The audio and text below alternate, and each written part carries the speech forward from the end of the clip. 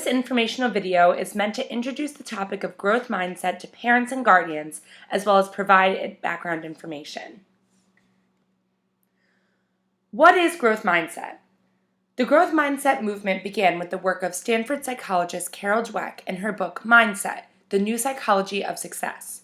Dweck found that a person who maintains a growth mindset thrives on challenges and sees failure as a chance to grow. Her work began after she encountered a Chicago high school that used the term "not yet" if a student didn't meet the expectations for the class. Over 30 years ago, Carol Dweck and her colleagues became interested in students' attitudes about failure. They noticed that some students rebounded while other students seemed devastated by even the smallest setbacks. After studying the behavior of thousands of children, Dr. Dweck coined the terms fixed mindset and growth mindset to describe the underlying beliefs people have about learning and intelligence. When students believe they get smarter, they understand that effort makes them stronger. Therefore, they put in extra time and effort, and that leads to higher achievement. So, in short terms, by changing students' mindsets, we can increase student achievement.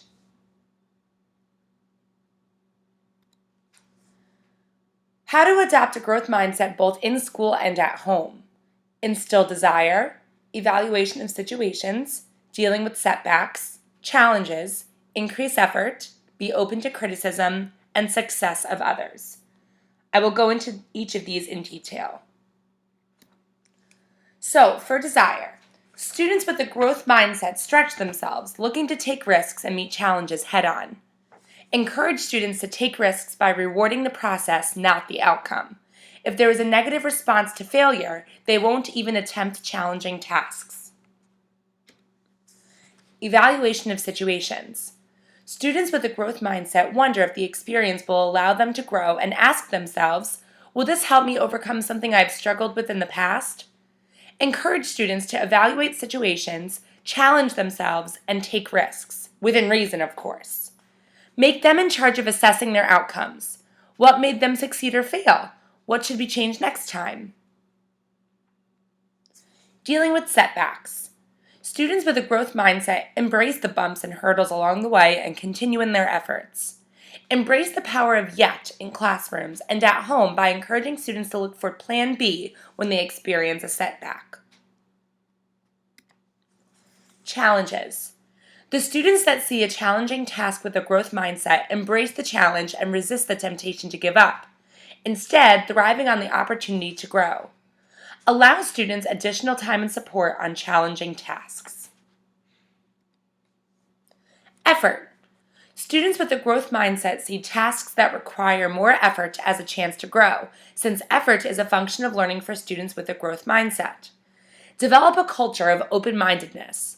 Recognize the attempts that students make as progress toward a goal with reinforcing language like, how can you use what you have so far to move on to the next step of the process? Criticism. A growth mindset is open to constructive criticism, knowing that it gives an opportunity for improvement.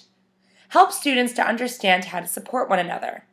Instead of telling someone that they can't do something, try using language such as, have you thought about trying it this way? And last, we have success of others. Students with a growth mindset look for inspiration in others' success, viewing it as an opportunity to learn from them. Study some of the great thinkers of our time with students and identify their positive attributes.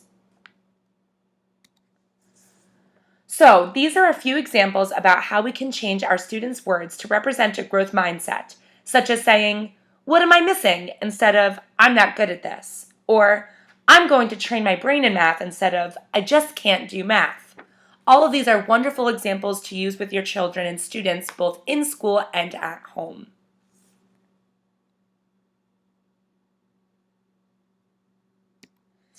Thank you for viewing this informational video on growth mindset.